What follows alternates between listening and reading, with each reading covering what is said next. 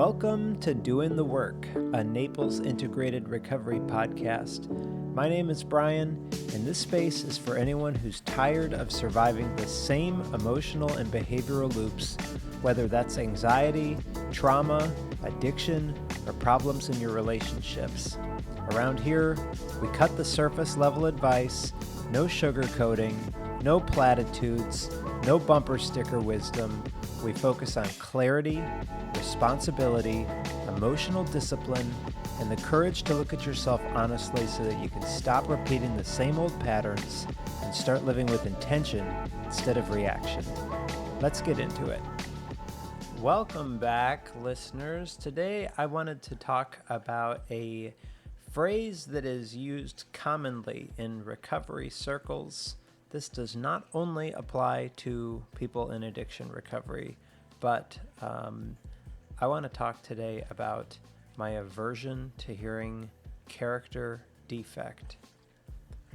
And I also understand why this language exists. If you are sitting in a church basement with 20 other people who are just trying to survive the next 15 minutes without drinking alcohol, probably few people in there are looking for a TED Talk on dopaminergic incentive salience, maladaptive reinforcement learning, attachment-mediated threat prediction, autonomic conditioning, and decades of implicit learning, right?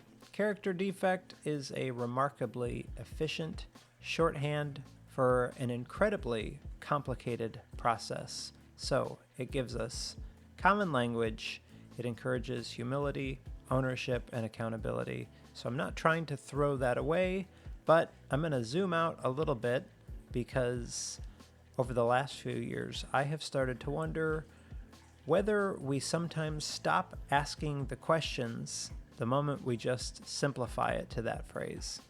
So today, I want to look at this oversimplification because I don't know if it is helpful that if you lash out in anger, character defect, somebody manipulates, character defect, somebody lies, character defect, people-pleasing, controlling, withdrawing, procrastinating, seeking reassurance, character defect.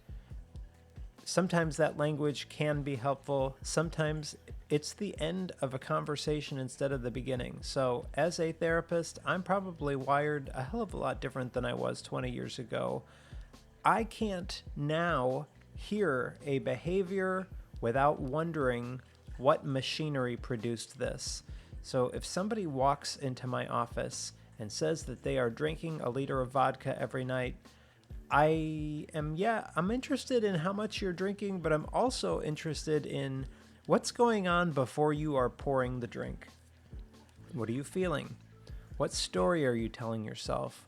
What are you noticing in your body? What is the need that is trying to be satisfied? Because the behavior is important, but the understanding the behavior changes everything. And that same curiosity, I think, has started to creep into the way that I think about recovery in general. And I'm becoming less interested in asking what's wrong with this person and more interested in what conditions reliably produce this behavior in this person. Because if we understand the conditions, then we have a place to intervene. And if all we know is that someone is defective, there's not a ton to work with there. So now I have noticed in my own life, if you've listened to a handful of these episodes, like me bitching about the contractor, I can be incredibly controlling. Years ago, I probably would have said being a control freak is one of my character defects. And there is some truth in that, but it doesn't actually explain anything. And if I pay attention, I notice that my need for control, it is not random. It wasn't born in a vacuum. It shows up when uncertainty is present. It shows up if I don't trust that somebody is going to follow through. It shows up when I feel responsible for an outcome. It shows up when consequences of failure are probably going to be expensive for me. And those conditions are important because if all I do is just call it a character defect, then it's just a label. But understanding the pattern gives me options. It gives me a place to actually do the work. Same thing happens with anger. A lot of recovery literature calls like anger and resentment, this poison that's going to kill you, and shames it as a character defect, as if it just like comes out of nowhere. And that has certainly never matched my experience. Most of the time, anger shows up after a long period of trying to manage something by myself, where I keep tolerating or compensating or trying to fix or remind you to do something, or I keep explaining something, carrying more than my share, and then eventually hitting a wall. And by the time that anybody notices, it seems like I'm like exploding over something small, but internally I'm probably reacting to the last 6 months or 6 years of not having a boundary or doing the thing that I needed to do. So accountability matters. Nobody needs to be, or nobody deserves to be, on the receiving end of my frustration just because I waited too long to address something. But if all I say is, I have a character defect of anger, then I missed the entire sequence that made it predictable. And this same pattern exists with people-pleasing, perfectionism, being dishonest. It's all over addiction. Humans rarely wake up and go, I think I'd like to become dysfunctional today. Behavior usually solves something before it creates something, and that's one of the hardest ideas for people to accept. Something that I like from internal family systems and parts work, especially with maladaptive parts that do harmful stuff, is every unhealthy behavior has a job. So being a control freak is probably trying to create some temporary certainty, or people pleasing is probably creating some temporary relational safety. Alcohol is probably creating some temporary relief from discomfort. Compulsive reassurance in relationships may create temporary comfort. Isolation may create temporary protection. And if I am enraged, then I have temporary power because I'm angry. That temporary payoff is what keeps the behavior alive. And that is behavioral psychology, because if something reduces discomfort, even momentarily, the brain remembers it. It doesn't care if it's healthy or not, it just cares about if it worked. And with that, the same behavior repeats again and again and again, until eventually we start just believing that's who I am. And I think that that is where this language is incredibly important, because there is a big difference between saying, I have a pattern of controlling, as opposed to saying, I am controlling. One is describing behavior, the other is identity. And that distinction is not just semantics. This is also, personally, this is going to piss off a handful of people. I don't call myself alcoholic anymore. I know that some people are listening to that and really shaking their head, especially if you knew me from my early addiction recovery days. My old sponsor, I'm sure, would say, well, if you don't safely drink alcohol, then that makes you an alcoholic. And if that is the framework that helps someone stay sober, I have absolutely no interest in arguing with that or taking it away from somebody. I spent years in active addiction. I've been very transparent about that. There is no question in my mind that alcohol is completely unsafe for me. I have no curiosity in testing that. I have done so much fucking field research. I don't need any more exploration with that. I don't romanticize it. I don't pretend that somehow I have outgrown addictive patterns. What changed was not my history. What changed is the way that I understand my identity, because I'm not going to reduce my entire life to the period that I was the sickest. We don't do that with other things. We don't introduce somebody by their worst depression that they've ever had, or, hey, this is Jim, the guy that went through the ugliest fucking divorce you can imagine. This is Sharon, the one that made the biggest financial mistake ever. We don't do things like that. We don't create an identity around the worst moments that people have ever had. We recognize those experiences as shaping them without allowing them to become the entirety of who they are or the story about them. So for me, that's an important distinction. I don't forget where alcohol took me, and I'm not even going to try to pretend that I wasn't a complete fucking dumpster fire when I was in active addiction. I was a mess. At the same time, I do not feel compelled to organize my entire identity around the worst chapters of my life.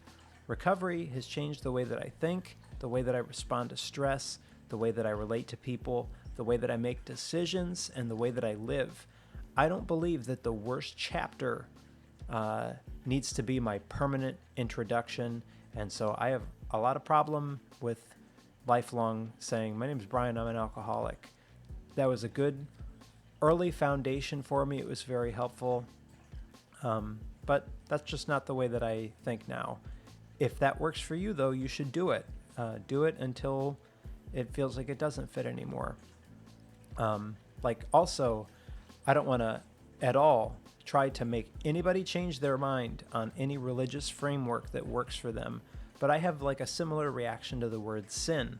I understand that word carries a real spiritual meaning for a lot of people. And so I'm not trying to strip anybody from their faith. My concern is what can happen psychologically when every harmful behavior, frightened adaptation, intrusive thought, or human struggle gets placed on a morally loaded word. Because people can move very quickly from acknowledging that they have caused harm to believing that they are fundamentally broken or corrupt. Responsibility requires us to name what we did, repair what we can, and practice different responses. Shame tends to often flatten the entire person into the worst thing that they have ever done, and I have a hard time believing that reducing a human life to a moral indictment gives somebody a clear path forward transformation. Now, I have worked with people who have spent decades introducing themselves through their worst moments. I'm an addict. I'm broken. I'm manipulative. I'm codependent. I'm damaged. And it begins with honesty. So I think that part is important. But if it becomes your identity, that's where I'm going to challenge things, because once an identity forms, then the brain can start collecting evidence that supports it. If I believe that I'm fundamentally defective, then anytime that I make a mistake, it becomes proof. Anytime that somebody relapses, it's proof. Every argument, proof. Every insecurity becomes proof. And suddenly, I'm no longer studying behavior. I'm defending an identity that I don't even know if I want. So one of the reasons that Buddhist practice has become meaningful for me is because it approaches suffering from a very different angle. Instead of asking, who are you? It spends more time asking, what conditions gave rise to this experience? And I think that is a very different question. Buddhism has a teaching called dependent origination, and the basic idea is surprisingly practical. Experiences do not appear out of nowhere. They arise out of conditions that support them. And if you remove enough conditions, then the experience changes. Create different conditions, and then something else becomes possible. Notice how different that sounds from labeling yourself or shaming yourself. So, if anxiety appears every time that I feel abandoned, that matters. If my need for reassurance spikes when somebody else becomes emotionally unavailable, that matters. If I become controlling when uncertainty is present, that matters. Notice with these, I'm not treating my behavior like it's a fixed personality trait. I'm studying the circumstances in which it reliably emerges, and that changes the work completely. It also changes the way that I look at people. So if somebody lies, I absolutely hold them accountable, but I'm also curious, what was it that you were protecting? What was it about our relationship that you felt that you couldn't tell me that? If somebody manipulates, I'm going to set boundaries, of course, but I'm also kind of curious what happens inside you if you don't manipulate. So this curiosity does not erase accountability. It makes the accountability more useful, because once you understand the machinery, then you can begin changing the machinery instead of just simply condemning the output. And so I think this is an area that I have shifted a lot over the last few years. I'm less interested in deciding good or bad or character defect. I'm more interested in understanding the system that is producing the behavior. And I try to offer myself that same curiosity instead of shaming every pattern that I have. Because I've discovered that shame is incredibly good at describing problems, but it's not good at solving them. So I think that this is where that Buddhist perspective goes even further. It asks you to be very careful about identifying yourself with whatever happens to be passing through your mind at the moment. So think about how we normally talk. We'll say things like, I'm anxious, I'm angry, I'm jealous, I'm controlling.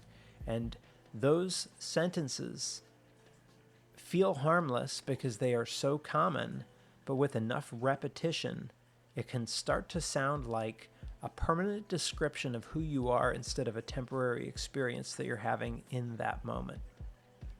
So as I was learning from different Buddhist literature, I noticed something different. There was a lot more emphasis on observation of what is present instead of identification. So instead of immediately becoming angry, and again, this is not just semantics or word jargon, I notice that conditions have caused anger to arise inside of me. Or instead of becoming a craving, I notice that craving is present. Again, sounds like it is just wordplay until you've actually really practiced and done this. So let's say somebody criticizes you, and within seconds, your chest tightens, or you notice that your jaw clenches, or your mind starts building a case. Maybe your hands get hot, and you start replaying every conversation that you've had with that person, like you're preparing for the argument that hasn't even been made yet. Many of us skip over that process and we just notice, I'm angry. But mindfulness requires that you slow it down, not try to eliminate it, not shame it as a defect, but instead to go, ooh, there it is. My body just got tight. I notice that I'm rehearsing a conversation that hasn't even happened. I notice that I am looking for evidence that I have been disrespected, or I notice that I'm craving relief from this uncomfortable moment. That moment is unbelievably important because it's the first place where choice becomes possible. When you become aware of a state, or you become aware that you are having a thought instead of being the thought, that's where you have choice. And mindfulness, I think it's taught sometimes, or it's thought of as just a relaxation technique, but I don't think that that's it at all. A lot of times if I am meditating, I'm not sitting there in a toga with butterflies flying around me on a hill somewhere. I'm just becoming aware of how fucking loud my brain is and how I can't stop thinking intrusive thoughts about the contractor fucking me over, or how many clients am I going to see, or how come I lost these clients, how come the business doesn't have more, how come this person's doing better than I am, I wonder if my mom's doing okay, I wonder if my weight's okay. My thoughts are all over the fucking place, and I can have 5,000 of them in a minute. And that's the whole purpose of mindfulness, is just to be aware of how many thoughts I have and how many are usually not helpful. So this mindfulness gives you the chance to notice the machinery before it is driving the car. And if you have ever watched yourself send an email or a text that you immediately regretted, then you know exactly what I'm talking about. You can almost feel the moment where you were like, oh man, another response was available. That's what we are trying to expand, is not that you never become angry again, but that you recognize the internal process faster. Same thing applies for craving. A lot of people hear that word and they think that I'm just talking about drugs or alcohol, but Buddhism uses that word a lot more broadly. We crave certainty. We crave reassurance. We crave being understood. We crave apologies. We crave justice. I crave that somebody admits that I was right. Or I crave someone finally validating that they hurt me, or my craving today is not drugs or alcohol. It's all those other things. All the conditions that often fuel addiction for people that don't have that awareness. And a lot of these things are perfectly reasonable to want.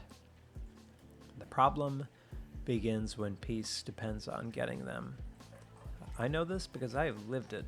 And there have been periods in my life where I just needed you to admit what you did. And that once you finally own it, I will be okay. Or if you apologized correctly, then I'll be okay. Or if they acknowledged my experience, I'll finally have peace. Sometimes that happens. A lot of times it doesn't. Meanwhile, I am just handing the keys of my emotional life over to somebody who has already shown me they are not going to drive responsibly. That is a miserable place to live. So none of this means that you shouldn't pursue justice or that you shouldn't pretend that people didn't hurt you. It means you stop organizing your recovery around events that are out of your control. The work shifts toward learning how our mind gets captured, and I think that that's where psychology and Buddhism can shake hands very beautifully. Psychology might ask, what reinforced this pattern? Attachment theory asks, what relationships shaped this expectation? If you got trauma, probably your trauma is asking, what did your nervous system learn was necessary for survival? Behavioral science would ask, what payoff keeps this pattern going? And I think Buddhism asks another question, what conditions are present right now that allow this suffering to continue? These are not competing explanations. They are describing the same landscape from different directions. And so going back to a 12-step approach, if you were to look at character defects, it just asks that God removes them. And I want to be very sensitive about this because I don't have any problem with prayer at all. I pray, and for a lot of people, prayer is one of the most stabilizing forces in their recovery. I have seen people survive unbelievable circumstances because they had a relationship with God where nothing else gave them hope. So I am not trying to take that away from anybody, but I am less convinced that deeply conditioned patterns simply disappear because you ask God to remove them. Can it happen? Sure. So I am not saying that miracles don't take place. I am a walking, talking miracle. I should be dead. Unquestionably, I should have died from drugs and alcohol. I should be dead. So miracles do exist. I think that changing personality patterns or overcoming things that you are doing that are not helpful for you usually does not come from naming it one time and then asking that God just immediately removes it. For most of us, change happens differently. If you pray for patience, then probably life or God or the universe or however you understand that will present you with opportunities to practice being patient.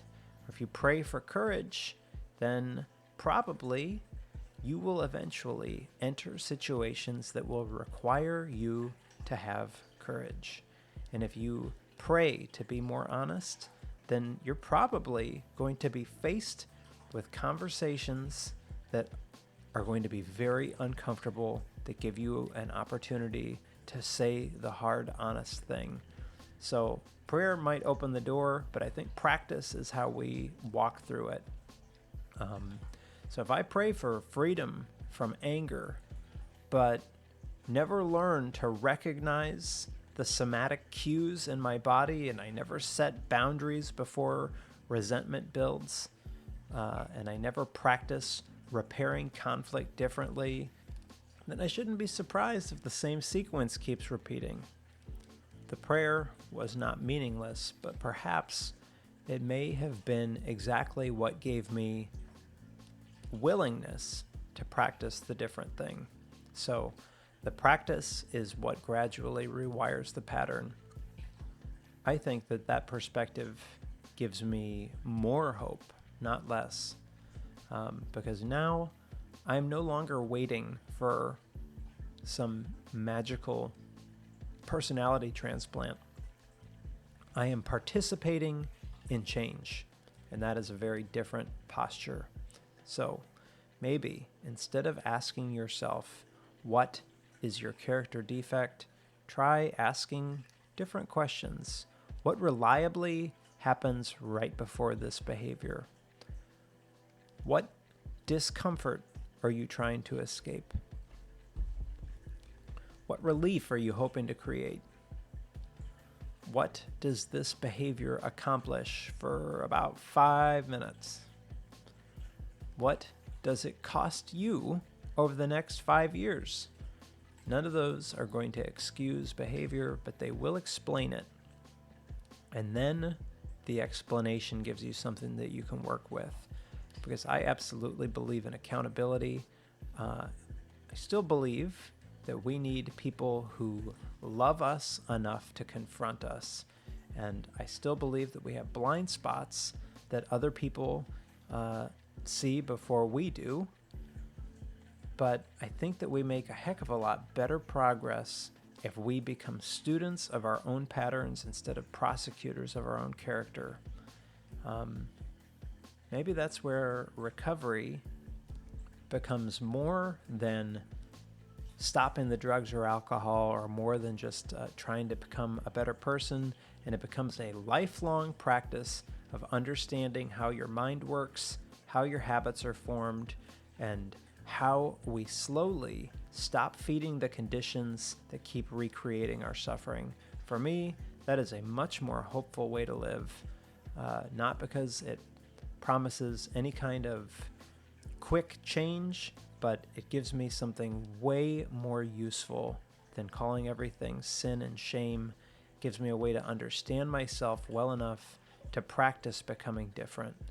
And if any of that is helpful for you, then take it and apply it for yourself. And if it doesn't fit and those other explanations work better for you, then use what works for you. But I just wanted to talk about a different way to maybe approach character defects and why I don't use that language, why it doesn't fit for me anymore. And hopefully that is something that was helpful for you. I'm not saying that I don't have a shit ton of stuff that I still need to work on, but that's why this show exists, right? So that's doing the work. Thanks for spending the time with me. If you found this episode helpful, please share it with somebody who may need to hear it. Be kind to yourself, be kind to people around you. Remember that we're all doing the best that we can with the tools that we currently have, and we're all capable of growing past that. If you'd like to reach out or connect, send me an email, brian@naplesintegratedrecovery.com. I hope to hear from you there. In the meantime, thanks again for listening. I'll see you on the next one.